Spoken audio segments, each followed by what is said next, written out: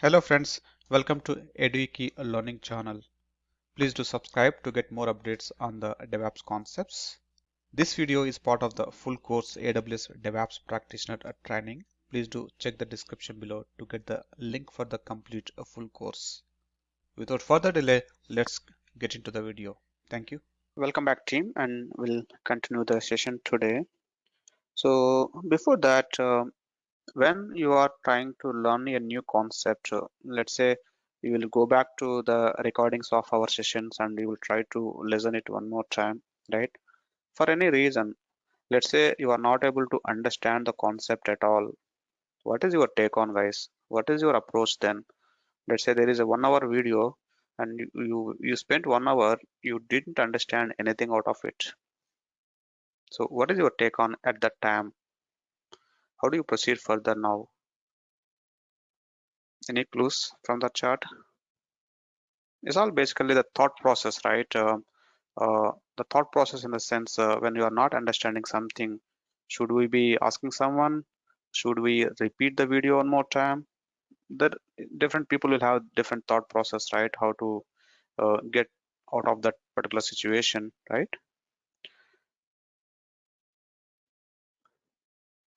Right.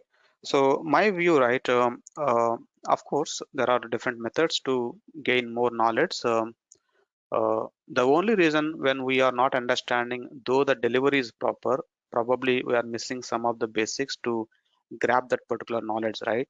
So that's where the instructor and the audience are not in sync. That's the reason, right? So of course you follow the Google, ask someone, get clarified, a lot of things. But my view is sometimes, though I'm not understanding the concepts, right, I will still proceed further to the next level of video, to the next level of the video. At least I'll go through the 4 videos continuously, though I'm not understanding anything, guys. I'm sure definitely by the time I reach the fourth video, at least the first video I definitely get understand. Why? There will be some links, chains, or the dependencies will be get covered in the upcoming video for sure, and those will help us to gain some more uh, understanding of the first video or the whatever is being covered before that, right? So that's my thought process on that. It's like, when you're watching a movie, and if the movie has a lot of suspenses, a lot of gaps, we still get more interest, right? Rather frustrated there, saying that, hey, something will be there on the climax where the things will be get really revealed, right? So we will wait for the climax for 2 hours, then yes, we'll be get happy over there, right? We'll not go back to the video and we'll not watch it again, right? We'll be going and proceeding further to see, hey, there will be something which will be revealing all the factors at the end, probably.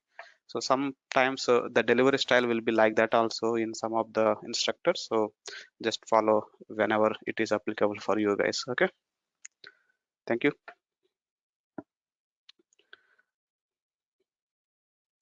So now I'll get into the um, concepts.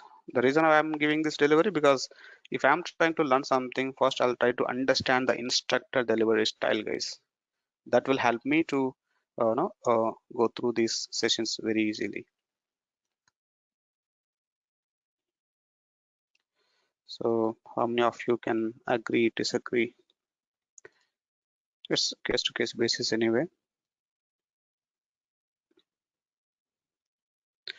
Well, thank you, team. So I think get into the story, right? We are talking about the IAM service, Identity Access Management Service, which is helping us to create an individual AWS account for every engineer who is working for the project, so that everyone can logging in with their specific credentials, so that the permissions will be limited to that specific engineer based on the job responsibility of the guy, rather giving the complete permission on my entire AWS account resources, right? So that's the goal that we have today. So as part of that, I think we have already talked about the IAM service, the resources like IAM user and the IAM policies, right? And I think we're good with IAM user and the policy section, because that's very straightforward concept where we create a credential If it is username and password, we access via the console. If it is access key, secret access key, we access using the command line. That's only the difference, right? In both cases, the same policy will be applicable, whichever the policy is actually attached to that particular user, right? So the IAM role is something that is giving little confusion, right? So let me talk about one specific use case that will, help us to understand what is this role is all about. Okay. So I was keep saying that the IAM role is the concept of granting a permission from one service to another service, correct? So if one AWS service want to connect or access the other AWS service, or in a way a resource level, right? If one AWS resource want to connect with another AWS resource, then you must grant the IAM role attached to one of the service, then that will be gaining the permission. Yes, definitely. You may ask me that how come the EC2 is accessible the EBS? Because EC2 instance is one resource, EBS volume is another resource, but I'm not using any IAM role there, right? So AWS know that wherever there is a mandatory configuration which is not customizable by the users, in that situation, AWS by default it's taken care of giving the permissions backend, so we don't need to deal with any of the IAM role concept. For example, if you want to use ABS volume, do you have a choice? Like one customer will attach it, one customer will not attach it? No, right? Everyone must attach it and mount it to access the volume. There is no other customization that is expected to be done by the end user, right?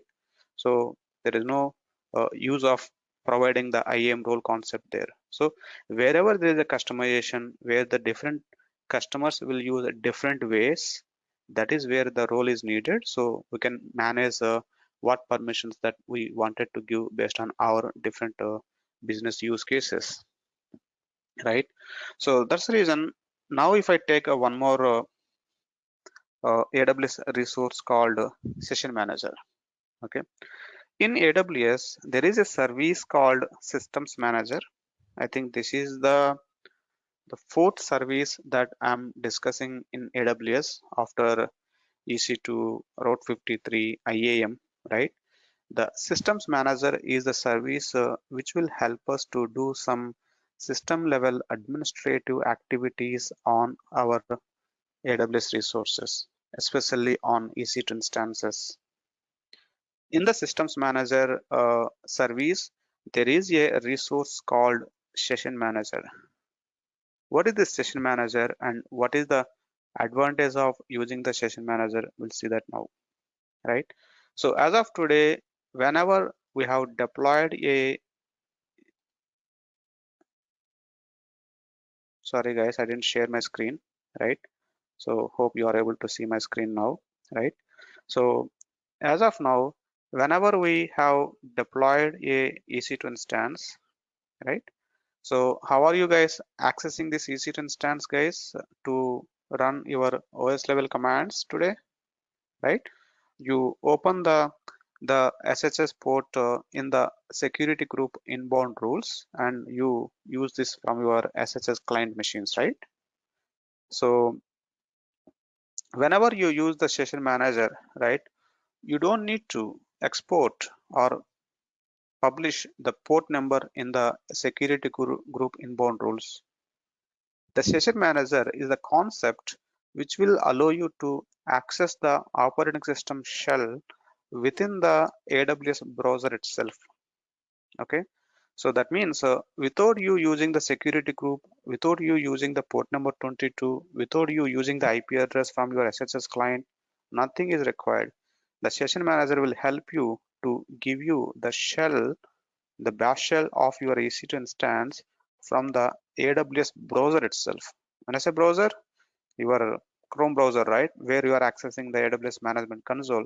From there itself, we can access the console and start running your OS level commands.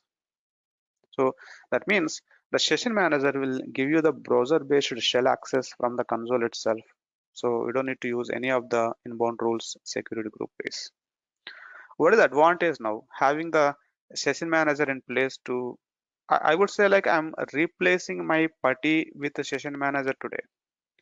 Now onwards, like I will not use the putty to connect it to my EC2. No, I'm changing my process. I will use the session manager to access my EC2 instance to run my operating system related commands. What's the advantage now with this, right? The advantage is, the one advantage, you don't need to use the key pair, the private key in your local system. The other advantage is you don't need to use any of the networking to connect to your instances, right? So from security perspective, definitely using the session manager is more secured than using your SSH client and sending the request to the port number 22, opening the port number 22 in the security group. All this stuff is now gone.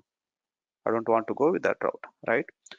If the session manager would need to have an access to grant you the shell of your EC2 instance, right? Now I'm dealing with two different resources in AWS, right? One is the EC2 instance is one of the resource in EC2 service. Session manager is the another resource, which is the resource of a systems manager service, right? When these two resources are connecting together, now we need to have a IAM role created, right? The IAM role must be attached with the policy which is granting the permission to the systems manager, right? And there is a agent software must be running on the EC2 server as well, right? The SSM agent, the systems manager agent must be installed. This agent must be started on your EC2 instance. This agent is responsible to connect to your systems manager resources and give you the access keys. This agent will not need any port numbers and all because everything is within the AWS, right? They know how to deal with this. You got me, right? In if you are using putty, right? The putty is not a AWS resource. It is somewhere outside of the AWS control, right? That is where the request will go via the network, port numbers and all. Whenever the both AWS resources, whenever the source and destination both are AWS resources, they know how to deal with the connectivity part, so they will handle this part. Now you see the IAM role, guys. The purpose of IAM role in this scenario, the IAM role is actually granting a permission, right, to access the session manager and the EC2 instances. So if one AWS resource want a access to another AWS resource, that is where the role is needed, and you just attach the role and attach the required policies over there. Good to know, right? Let me go ahead and implement this for now. So the first thing is I'll go ahead and create a role, the role that I wanted to use for my EC2 instance. When you are creating a role, the very first step is a trusted entity, guys. What is it mean by the trusted entity? So in this particular example, or in this particular use case, right? Sorry, this is the right one, right? In this particular use case, you are attaching a role to which AWS resource that will become the trusted entity. Now tell me, guys, which is the trusted entity in this particular use case, EC2 or the session manager, right? EC2 will become the trusted entity because that is the resource where I am attaching my IAM role. That's the concept, right? So when you are creating a IAM role, it will ask you that, hey, tell me the trusted entity that you want to use. That means to which resource that you are trying to attach your role. In my case, I want to attach a role to EC2 instances, whereas the EC2 is running in my AWS account, right? So you need to go with AWS service here. It is possible to attach a role to the service that is running in different AWS account as well, right? Let's say I wanted to give some access to a resource that is running in a different AWS account. Then you need to go with the AWS account concept and give the account number here, another AWS account, something like this, right? So don't make it more complicated by trying to understand how we can give the access to a different AWS account. But since you see the options here, I'm just trying to call out that it is possible to use or give this role to different resource of a different AWS account as well. But it has its own different uh, implementation steps, not straightforward, right? Well, so not only to the services within the AWS guys, it is possible to use this role to the services which are third party as well. In this particular situation, right, in this use case, the both resources are of AWS products, correct? Both are AWS only. But it is possible to use the role concept even if one of the trusted entity is not a AWS. Got me? Let's say I have one resource in AWS account. I have one resource in my Azure account. Got me? I have one resource in AWS that need an access to another resource which is provided by a different company, different vendor altogether. Possible. So we don't need to use the access key, secret access key. The role-based concept will still be working even if your one of the service is not part of your account, not part of AWS, which is completely outside of the AWS, right? Managed by a different vendor as well, using the different approaches that you see here, web identity, SAML 2.0, something. But for now, I'm not going through all these options to make you guys are confusing. I'm going with the AWS service concept, whereas I'm using the both resources within the same AWS account, and I wanted to use the role-based access to give the access to that. If you ask me how to give the access to a different AWS account or the different third party, don't worry about them at this time. So maybe we'll talk about this in upcoming things, right? So are we good with this, right? So let me use the AWS service option here and just come down and select EC2 from the drop down. That is my trusted entity, right? So just go ahead and click on next, right? Now you give the permission here, right? Which permission that you wanted to give to your EC2 instances, whichever is attached to this role. In this case, I wanted to give the access to a systems manager, right? So let me search for SSM.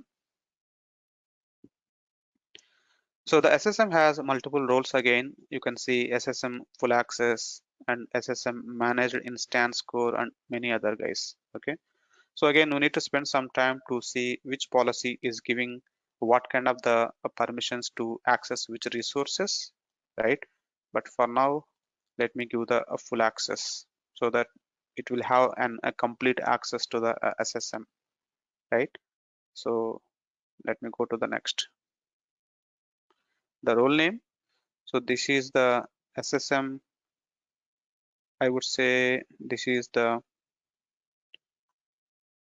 EC2 role.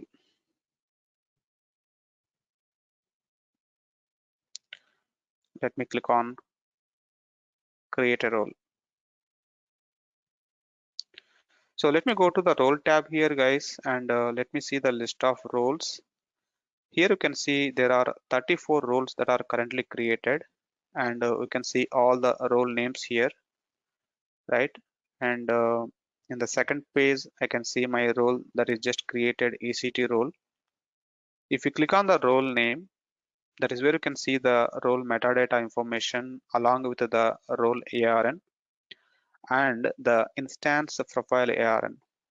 Right, this is some special case, guys. The IAM role that is being created from the AWS Management Console will have the role ARN and will have the role instance profile ARN. There are two ARNs that are created for a single role. Okay, so the instance profile is kind of a aliasing, guys. Nothing new here, right? The role and the instance profile both are kind of a synonyms. That's how we can understand at this time, right? So like in the backend, the AWS has some concept to use this aliasing concept. That's where it has two ARNs here. Okay. So the instance profile is the terminology that we use when it comes to attaching a role to the EC2 instances, right? That's okay. And if you come here and you can see that this role is currently attached with a specific SSM policy. Good. If you come to this trust relationship tab, guys, this is important to know that this particular role is being created for which trusted entity. And you see here, this role is being used for attaching to the EC2 service. And this is how we can see the EC2 service as a trusted entity, right?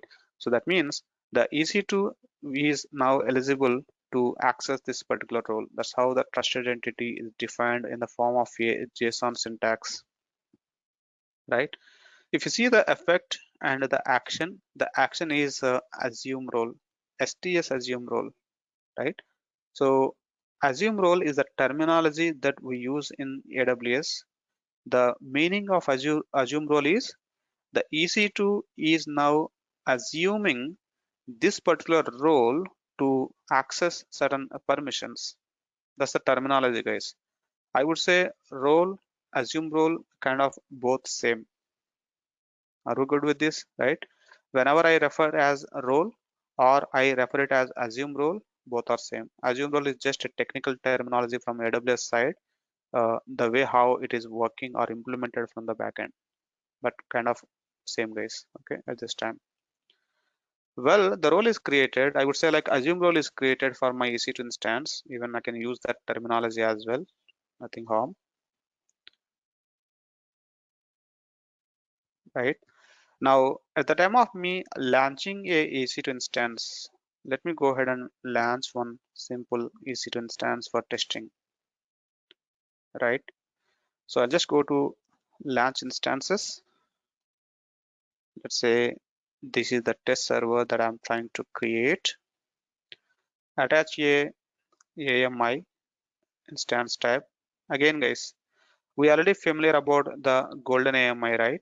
So I'm not using the golden AMI throughout our my lectures, right? Just to avoid the like if I want to use the golden AMI, the AMI has to be registered and it has to be billable as well, right?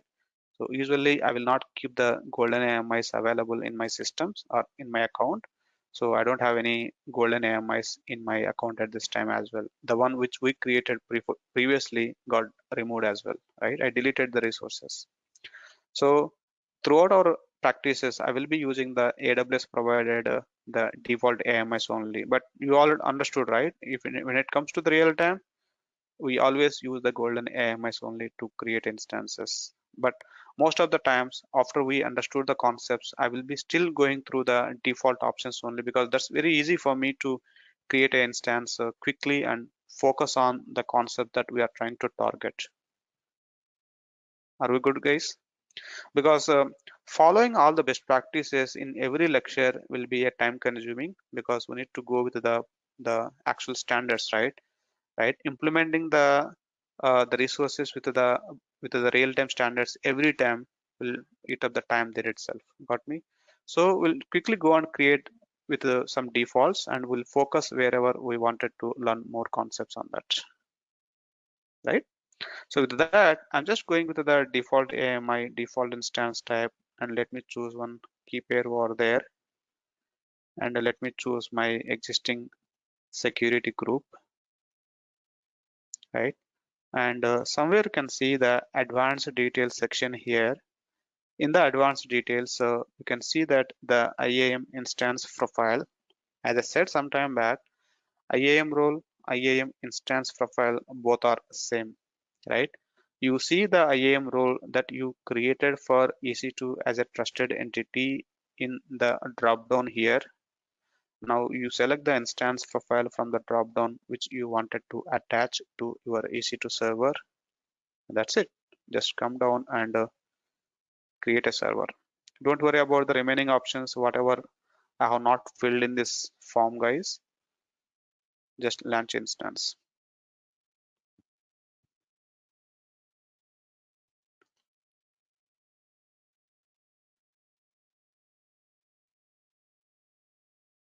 Well, so let me wait for the instance to turn into running state, right? So you can select this instance, and you see here the connect option. This connect option will be enabled only if the server in a running state. Let me wait for some time.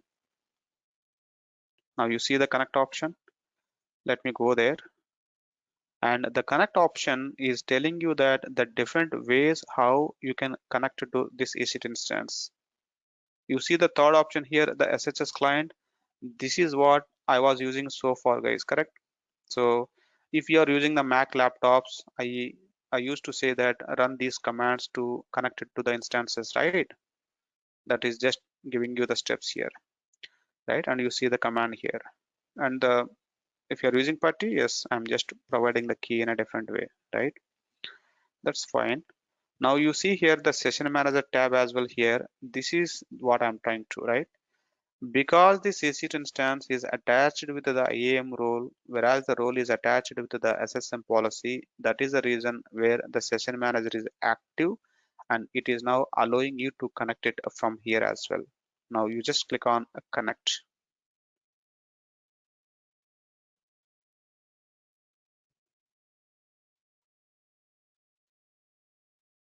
Now you see that I just logged into my EC2 server in the browser itself, guys. That's how the session manager works. When you have used the session manager to logging into your EC2 instances from the browser, from the console itself, right? It will be logging in as SSM-user by default, right? And then you can switch to the root by running sudo su-root as usual. Now that's it. Now I became root and start using this, right, to administrate your operating system. You don't need to use any of the SSS clients and logging in using the IP base. So this is what is being used in the real time for accessing the instances. We will never ever use the putty or any other SSS clients until unless there is a reason why it has to be, guys. Right? Now, if you wanted to configure this instance as a web server, you can just start installing something and proceed further. Right? Anyway, I got into this state, right? One thing that I wanted to call out, yum is a package manager to install the commands, right? But the eventually the yum command is going to be deprecated in the upcoming releases, right? The yum command is replaced with the command called dnf. All the latest Linux operating systems are now come up with the command called dnf. Like the yum is slowly replacing with the command called dnf. The same will work with the dnf as well. If you hit enter, you see that it is installing the package, right? That's only the difference. Good. Let me close this session manager, guys. Done. Now, if I click on this instance one more time and go to this connect option, now we know what is session manager. If you go to this EC2 instance connect, right, and connect using EC2 instance connect and click on connect.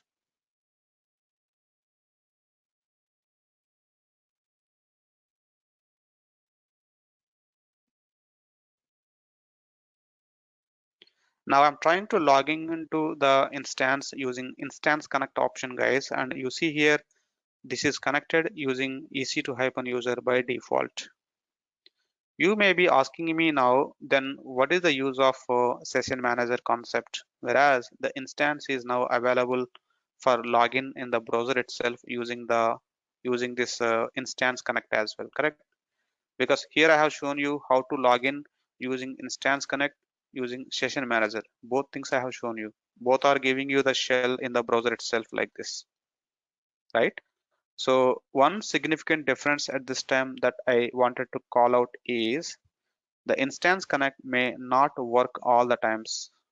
So down the line, maybe start from next session, I will be calling out what is the private IP, public IP, private instance, public instance concept.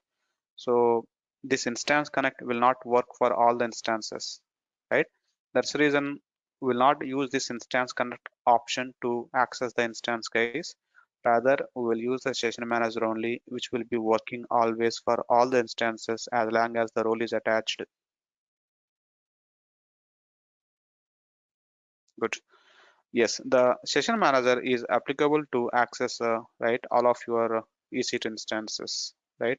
Any OS could be fine, but the process will be little different there and there. But yeah, it should work for you.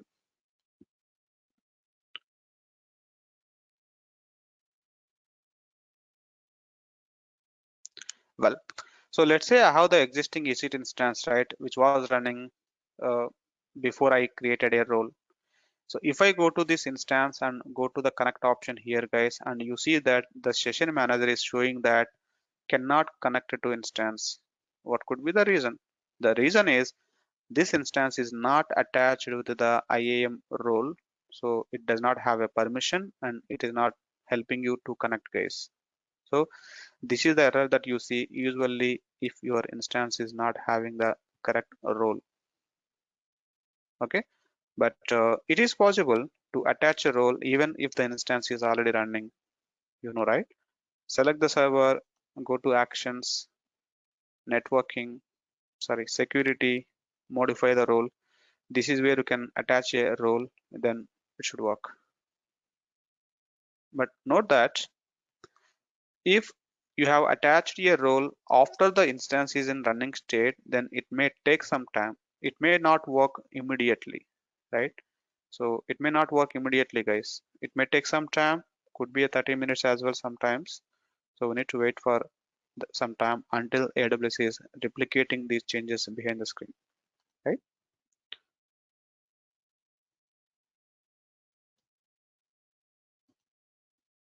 I'm connecting to the instance one more time using session manager,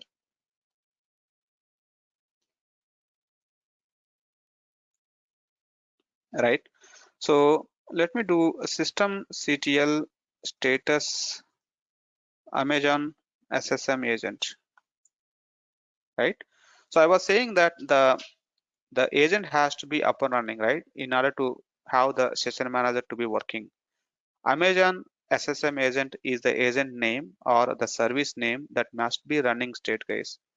If the service is not running, then your session manager cannot connect to the instance, though the IAM role is attached.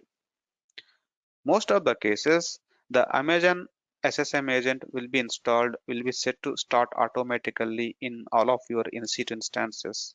That's the reason even here, right, I did not worry about installing this agent. But for any reason, if this instance is not installed, not running in your EC2, then you need to install them manually,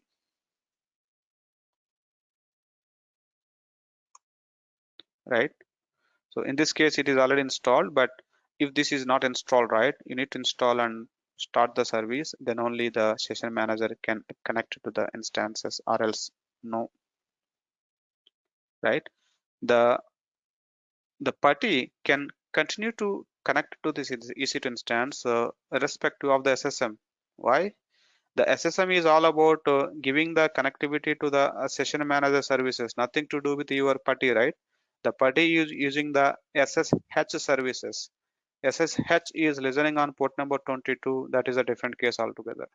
SSM agent is something different, which is related to the session manager related operations or connecting to the systems manager service related operations, right? Both are two different things.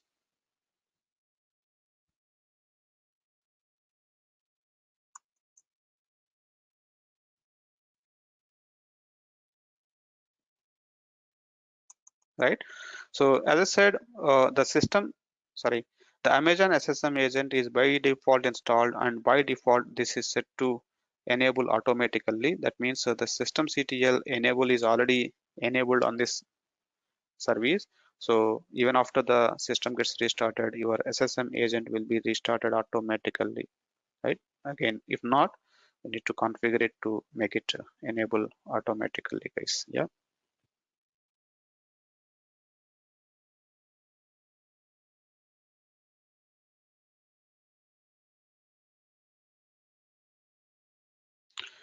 Well, that's it. So now let me close this again. So that's the one way to access this instance. Now let me go to connect one more time. Now you see something called EC2 serial console, guys. The EC2 serial console is equivalent to the the console which is directly attached to your EC2 instances. What does it mean, guys? Tell me, guys, this EC2 instance is currently running where? It is running in one of the AWS data center in the US East 1 region in my case, correct? So if let's say if I am there in the AWS data center, I can go to the server, right? The server will be in some of the rack, correct? In the data center, in any one of the rack, the server will be there. That is where my server is running, right? I can go to there and I can take a monitor and connect the monitor to your server, and I can see this instance in the console itself, right? The monitor, the screen that is directly connected to your instance, that is called as a console screen, correct? So here the console terminology is referring to the OS level. The monitor that is directly connected to your instances is called as a console. As of today, I'm accessing this instance from my PuTTY or from my session manager. Is this the console, guys, from the operating system language perspective? No. This is called as a remote terminal. Remote terminal in the sense, I'm not accessing the instance directly. No, I'm accessing from the network side somehow, right? This is the remote terminals. The console terminals means the terminal which is directly connected, physically connected to your instances, right? So sometimes if your instance is not available for accessing from remotely using PuTTY or even from session manager, let me put it that way. So then you wanted to access this console as if like you are in data center. You got me what I'm trying to, right? So if you are in data center, you can directly go to the rack and see the server status, right? What it is happening on the server, correct?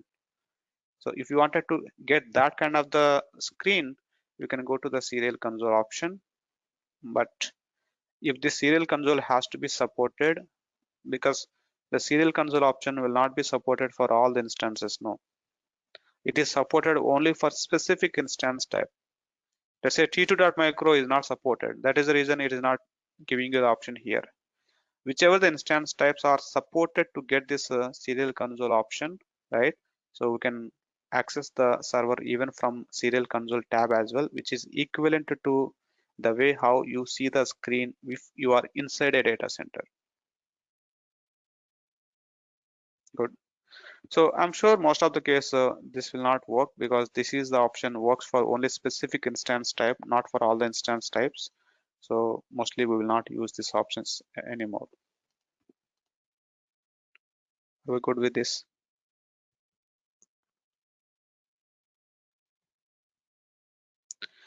You can even go to the systems manager service as well. Here you can see the systems manager service, right? In the systems manager as well, we can see there are multiple systems manager services in the left side navigation.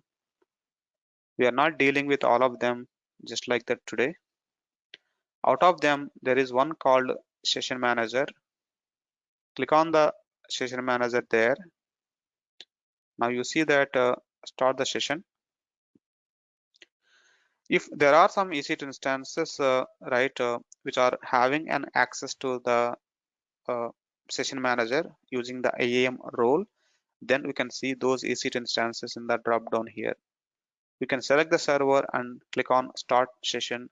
This is the other way as well to access your EC2 instance case, right? So that means I can access the instance by going through the systems manager service as well. Both are same. This is like a long path, and selecting the instance from the EC2 console and going to the connect option is like a shortcut, but both are same. Yeah.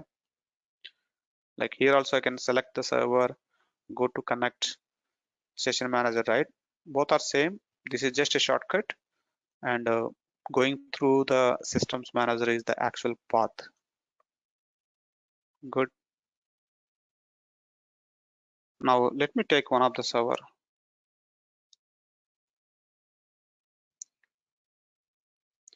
I hope the font is visible, guys, because I don't have option here to increase the font size because currently I have accessed this from the console. If it is putty, I can, but here I don't have option to increase the font. Okay. So now I'm interested to see if I'm running any AWS commands on this instance, these commands are being authenticated using which credentials. How do I know that, guys? So AWS STS get caller identity. You see now this instance is currently attached with a assume role. Yes, the assume role name is EC2-role. So any command now that you run here, right? Those commands are being authenticated using the policies that are attached to this particular role. That's what we have understood, right? So let's say for now I wanted to run AWS, you know, uh, EC2 describe underscore instances. Any spelling mistake here?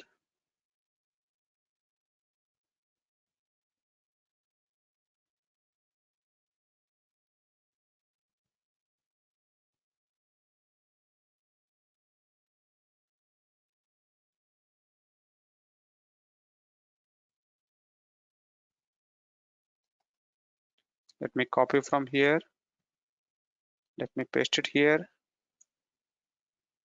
Yeah. So you see here now. Yeah. Thanks for that. The describe hyphen instances, right? And you see that unauthorized. So that means the role that is currently being attached to this instance is not having an operation or access to list the EC2 instances. Good. So how do I fix this problem, guys? I need to attach a policy to the role which is being used on this EC2 server. Note that a EC2 instance can have only one role at any given point of the time. You cannot attach multiple roles to the same server. A EC2 will have only one role. The role may have multiple policies. In this case, let's say I wanted to give a one more policy to the same role. You can go back to the IAM, right? And you can attach another policy to the same role. Just go to the role, right? And search for the role name that you wanted to, right? And look into the permissions. As of now, I have only the SSM. I can click on add permissions, right? Attach a policy, right? And select the policy, whichever the policy that you wanted to. Let's say I wanted to give the read only policy, right? And just search for read only policy, whichever the policy that you like it. That's how we can give multiple policies to the same role. Then it should work. Now if I come back and run the same command one more time, now you see that I'm getting some output here. So far so good. Whenever you modify the IAM role with attaching a policy or detaching a policy, that will be taken into effective immediately, guys. There will be no restart, there will be no other changes. It should take care of now. So sometimes, when you are attaching a policy, right? Let's say if I go to a policy section, attach a policy, the AWS managed policies which are predefined for you may not be suitable for your job specific requirements sometimes, right? AWS has given a lot of policies by thinking that these policies should be mostly usable policies. But due to job requirements, none of these AWS provided policies are not beneficial for me. Then it is possible to create your own policy based on your own requirement. Let's say in this particular situation, right? So my requirement is from this I'm trying to give the use cases from the topics that we covered so far, guys. I don't want to know. Uh, I don't want to call out something that is coming in upcoming. Okay. So let's say from these EC2 instances, I wanted to run AWS commands to see the EC2 instances, and I think I have two instances at this time, right? I wanted to give the access to the specific EC2 instance, not for all the instances. You got me what I'm trying to, right? So maybe one is the web server, Let me put it this way.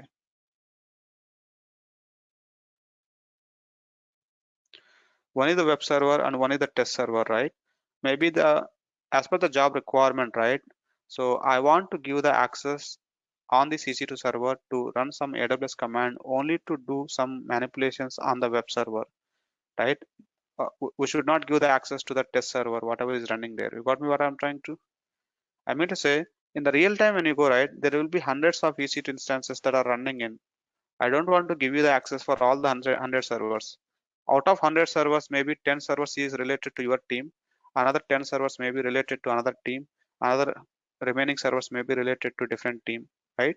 All of them are running in single AWS account. So if you log into the AWS, you are responsible to deal with the servers which are related to your project. Not you don't need to touch the other one, right? So how do you control that? So we need to write a custom policy for that, because the AWS default provided policies, right? These does not have that facility for you.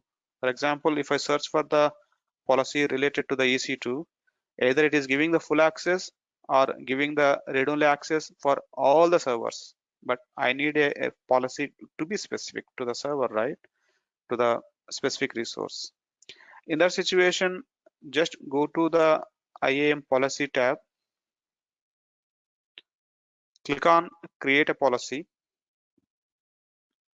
This is how you can create a custom policy. The policy can be created in two ways. One is the visual mode, one is the JSON mode, right? The visual mode in the sense you fill up the form based on your requirement that will automatically generate the required JSON configuration syntax for you. Let's say in this policy editor, right? I wanted to have a policy for EC2 service, right? And what actions that you wanted to allow, right? And you see here, these are the different actions that I wanted to give for the EC2 instances, right? Under the list, you see there are 172 different policies, guys. Sorry, actions, right? You see here, describe address, and let me put some time here. You see, describe instances is the list policy which will be allowing you to describe the metadata of the instances. Let's say describe instance status. It will just give you the information about the instance status, not all the metadata. Got me? Let's say describe key pair. It will give you only which key pair is attached to this instance, not all the other information, right? Like that, it is possible to fine tune or make it more granular, right? Which permission that you wanted to give to that particular policy. And you can see all these are the different actions that you can, there are many, guys, right?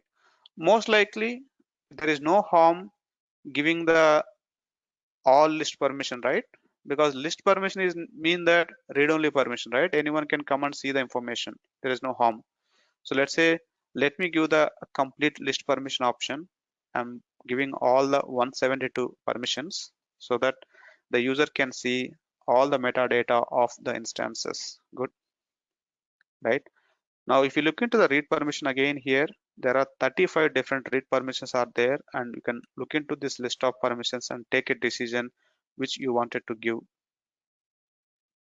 right? It's difficult to understand a line by line of these different permissions, guys. Let me talk about write. There are 417 different type of write permissions on the EC2 instances. If I call out few things here, for example, you see here, attach volume. If I select this permission, then a user is allowed to attach a EBS volume to the instances. That's it. That is the only permission that I'm giving to the instance. He can't stop the server, he can't terminate a server, he can't do any other, but he can attach a volume. That is the permission that I wanted to give, right? And let's say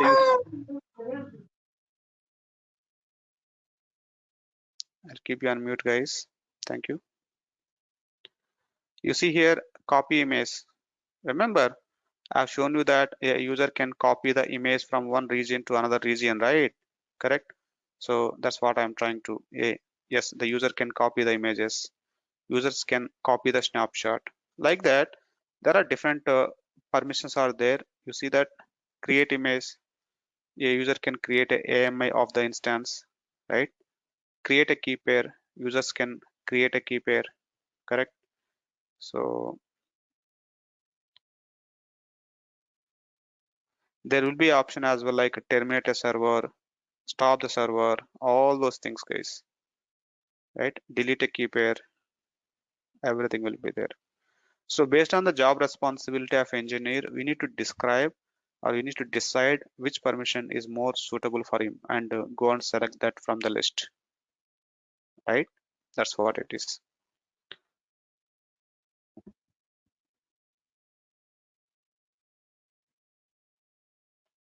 So can I search for it like stop? Yeah, you see that stop instances is there, right? The user can stop but cannot terminate a server. That's how it should be, right? Now you take the decision like which permission would be needed and select them. The next thing is this is fine.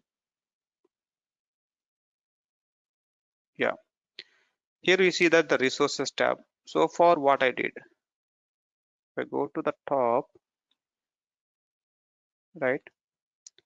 So any IAM policy document has three sections, right?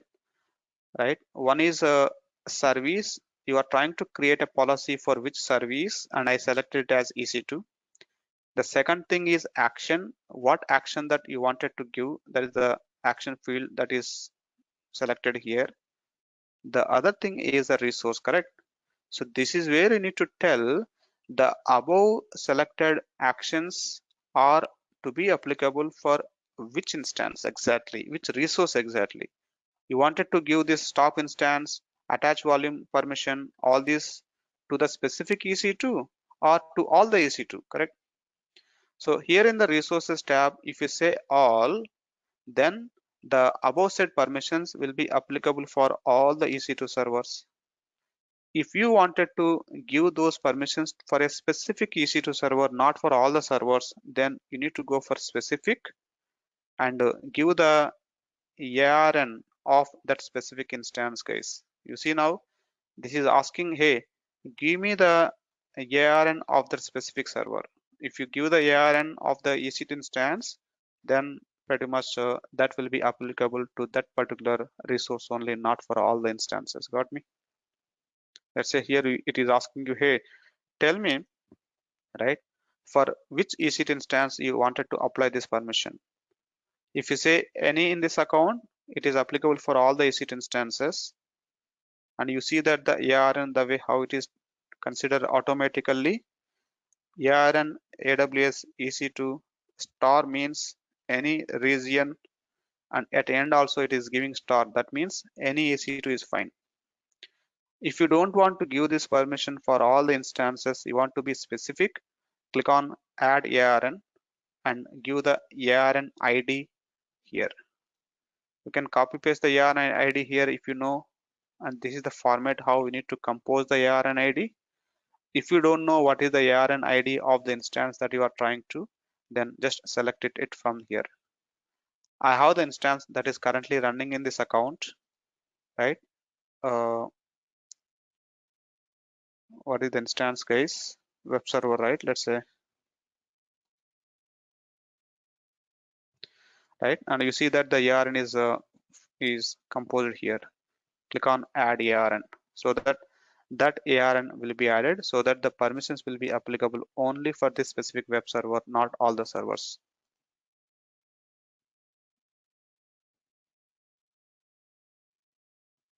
Are we good with this?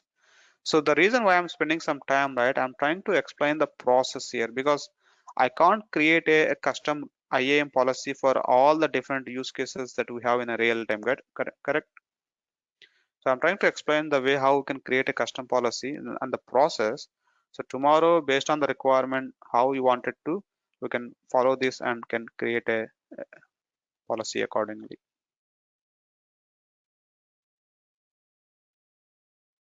right? So that's how it works. And since I selected the key pair and it is asking now, hey, tell me for which key pair that you wanted to apply this permission. Like that, it is asking the ARN of every resource that you wanted to. For now, let me limit the permission, guys. So I think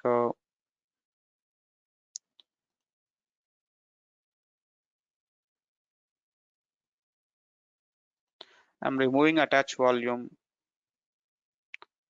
I'm removing copy image as well. Create image, create key pair. So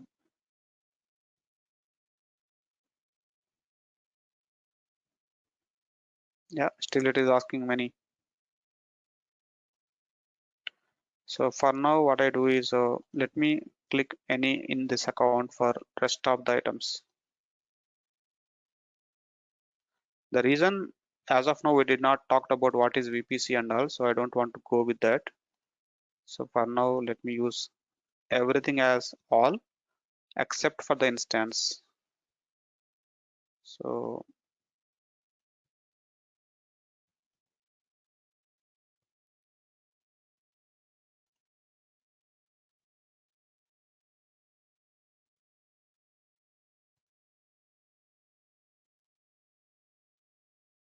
right, the instance I wanted to give the ARN, so I wanted this to be limited to a specific server.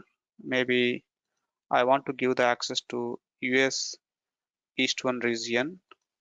The server is web server, not for all the servers.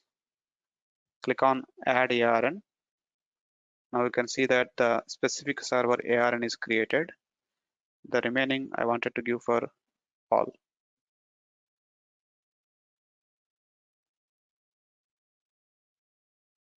Right, something like this. So now just go to next.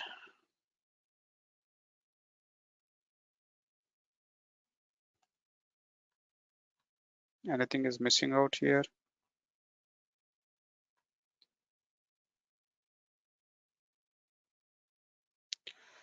That's the problem. You see here, guys, your policy exceeds the non-white space character limit of 6144.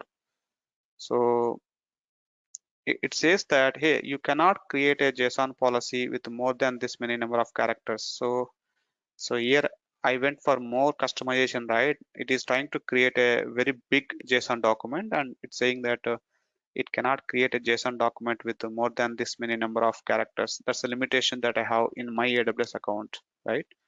So, so if I need to go and talk to AWS guys to increase this limit. All this stuff will be involved here, right? So I'm not creating this now then. So for now, let me use all.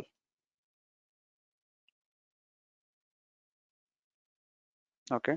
If I use all, definitely there will be no limitations. Let me use all, right? So now let me go to next.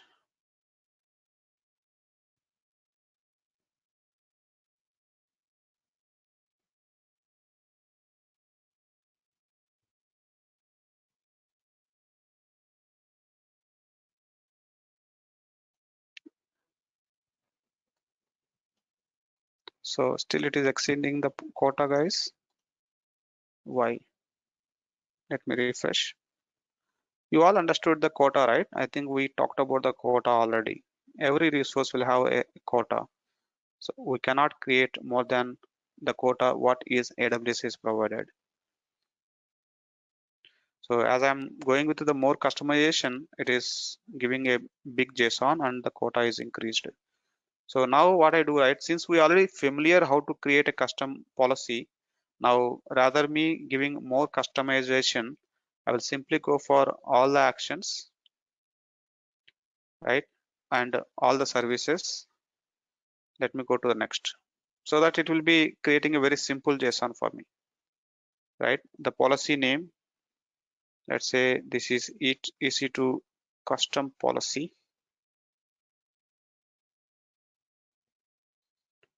Go to create policy. What is that I'm trying to show from this here, right? Whenever you create a policy, this is the policy name, right? Which I just created. Search for the policy. Now, if you click on this plus symbol, you see automatically it will be generating a JSON document for you. This is what I'm trying to show you, right? So you don't need to worry about creating a JSON document manually by following the syntax, guys. Just go and select it from the drop down. Automatically the corresponding JSON will be created. So as of now it is created with 11 lines because I said star everywhere, right? Sometime back when I went for the customization, right, it is trying to create more than 2000 number of lines of JSON and or 6000 lines, and it is saying that the limit is exceeded, right? But for now, since I went through the star, all resources, all actions allow. It's very simple, right? And it is created. And you see that this is called as a custom managed policy or customer managed policy because I created this policy as per my requirement. This is not something AWS has given to me. Like that, you can create your own policy, guys. Yeah. So if I come back to the policy tab again and click on create a policy,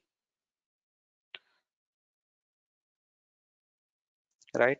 So you may feel that the visual editor is more easy to create a policy, right? Because it is just the matter of selecting it from the drop down, correct? But I do prefer not to use this visual tab to create a policy. Rather, you go with the JSON tab here and fill up this JSON document as per the requirement that you have. It's more easy to create a policy rather going through the visual tab, guys. Only thing is, if you go for the JSON section here, you should know the JSON document structure. You should know what is the JSON key value pair, and you should know how to fill up this form. So let's say I will create a policy again now by using this JSON structure, right? So all what you need to do is the version statement, SID, all are like kind of default. We don't need to touch them. All what you need to do is effect action resource. Effect I wanted to allow action, right? Let's say I wanted to give the permission to the EC2 colon. I wanted to give all the actions, give it as star, right? And resource, right? I wanted to give for which resource. You want to give it for a specific EC2 server, then EC2 ARN will be given here. Like that, we need to fill up this particular section, guys. That will be more easy to create a policy. And it is even telling you that if there are any syntax issues in your JSON. After understanding how the JSON policy can be created, right? Now the time for you to go to Google and look for the policy. Let's say, hey AWS, give me some sample IAM policy for EC2. So there are some documentations from AWS which will be providing you some example policies, guys. So just look into the right documentation. Let's say I wanted to work with volumes. Just example, I wanted to show you how it works. So there are some example policy documents for you guys, and this is how the JSON policy with some explanation as well how it works. This is the JSON policy for volumes, I believe, and this is the JSON policy for security groups. Like that, you have example policies for almost every use case. All what you need to do is take this example policy which you get it from documentation and go back here, copy paste that JSON policy as it is, and then you do little modifications there. It's more easy to create a policy rather struggling a lot. Got me? So here everything is already prepared for you. All what you need to do is just adjust your resource ARN ID. This is the sample resource ARN, right? With this sample, you replace this with the specific exact number. This is the sample AWS account ID because the document is not giving you the actual. So let's say in my case, my AWS account ID is here, right? So I'll just come and replace this and go with your own security group name. In my case, the security group name is DPT11, right? So the region replace with the US East one, right? So now you see that the error is gone. So like that, try to get some sample from the documentation and then you replace them with the specific values case. It's more easy to construct the JSON rather writing it from scratch. Are we good with this? Let's say this is my security group, something like this.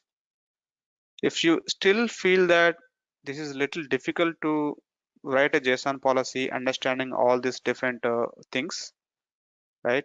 I would advise you take the help of ChatGPT.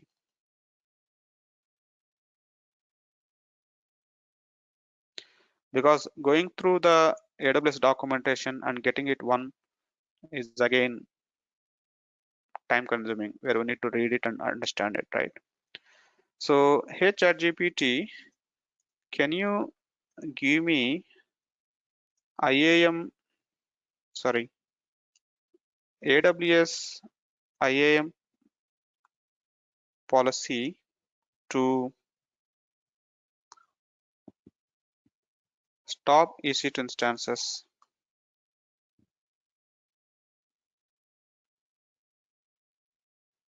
All right, guys, you got the things here, and now you see that it has given you some sort of IAM policy. This policy is actually only to stop the instances, not any other action. This policy will help you only to go and stop the server, no other action, right? And you see the resource ARN. This is the sample resource ARN. Now you replace with your own account ID, your own region, and your own instance ID. Got me, guys? That's very easy way to get the relevant one and just do little modifications there. If you want to add one more here, hey, can you also add, let's say attach volume. Can you also add attach volume permission to this policy? I wanted to do little changes to that. Interesting, right? Now you see that your policy is constructed. Now it is attached a one more action here. Sometime back it was only stop instances, right? Now it is adding another action, attach volume. Now you see that there is one more resource is added here.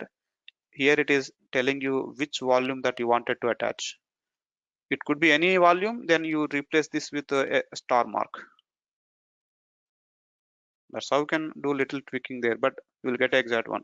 Even if you make it more tuning, hey, can you ensure the resources are wildcard? Wildcard in the sense, I wanted to give it for every instance or every volume. You see now the resource is actually marked as star rather specific to the specific resource. Got me, guys? So the way how you are asking, automatically your policy is adjusted. So it's very easy to construct a policy and just copy the policy and paste it uh, in your JSON here. Just copy paste it and proceed further and create a policy. That's it.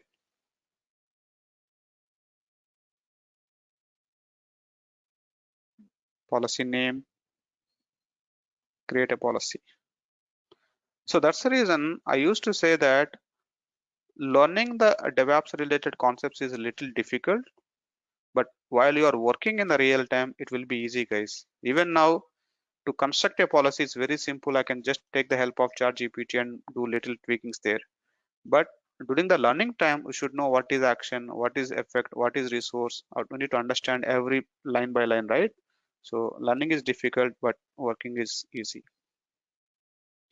If you really wanted to know what and all different actions that are available for every resource, like the EC2 will have stop, terminate, attach, detach, create a key pair, lot of actions, right?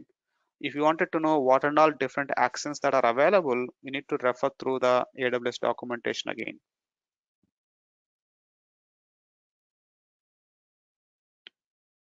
Did I close that? Yeah. So here you can see AWS documentation.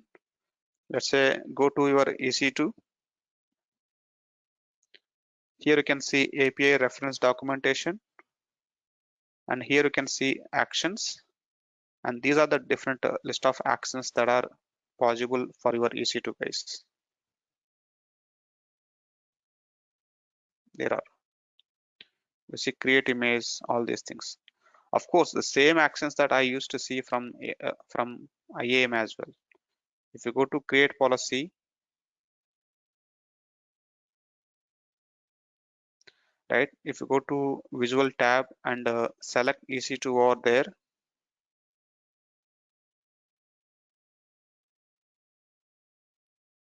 right? So here you see that all these are the actions, right? The same actions are now properly documented in the AWS documentation as well with some more information. I think, where is that? Here, right? With more information. Whenever you click on the action name, it will give you some information as well to understand what this action is all about, how to use the action, all these different things, right? But yeah, we don't need to get into this too much information, but sometimes when you get stuck up, I'm telling you the process, get into their documentation and read it and understand it, guys. That's the only way to, yeah.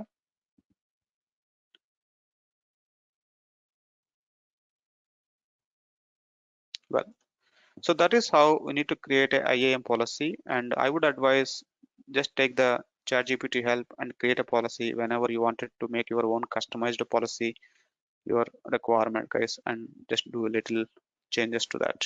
That should work.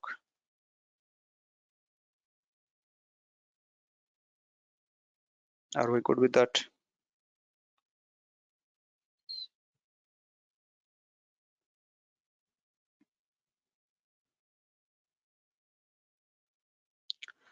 Well, I think the one other thing like the user group section, you can create a group and add the IAM users to the group. Let's say this is the DevOps team. I'll create a DevOps group, right? Let's say add the users to the group, like the PR user, SM user, right? So whichever the users part of the same team can add them to the group and attach the policies. So that the policies I'm not attaching to the user directly, rather I'm attaching the policy to the group. The policy will be applicable for every user that is being created. It's already exist. DevOps underscore maybe team. Let me create a group. The advantage is tomorrow when new engineer join in a project, when a administrator is creating a user, let's say I'm creating a one more user, right? I'll say RJ, some name, right? When I'm creating a new IAM user for a new engineer, here rather me attaching a policies from the list directly, what I can do, I can just go to add user to the group.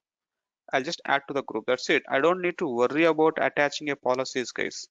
You just put that user into a right group and create a user. Automatically, the permissions will be attached to that user because the permissions are already there for that specific group. Got me? So that means when you join in a new project, right, your manager will ask you that, hey, can you send a mail to the administrator asking you to be added into the DevOps group? That's how you get a communication. So you need to ask your administrator that, hey, can you add me to the DevOps group? That's it.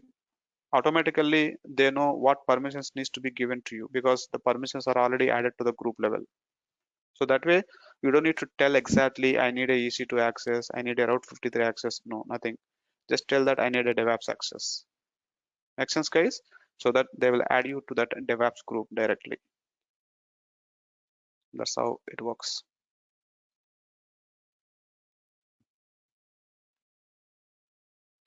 All right, I think that's the story.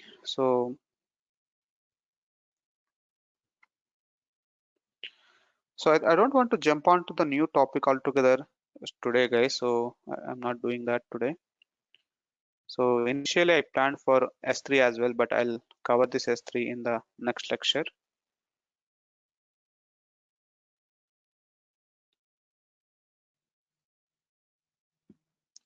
So that is about IAM, and don't worry about IAM identity providers and any other things that I have not touched at this time. We'll talk about them later, guys. So there are some other dependencies to cover them up. So for now, this is enough to know user roles, policies, and the groups and how to create a custom IAM policy. What is the action item here for you guys? The action item is try to see if you can create a IAM policy by yourself for a specific use case. Try to compose your own IAM policy and create your own policy, give it to your IAM user or role, and try to test this out. Like you give a stop EC2 server access and try to see once you logging in as IAM user, right? If you are able to stop the server or not, or if it is working for any other, just try to do some right experiment there to see whatever you have given the permission is working exactly or not.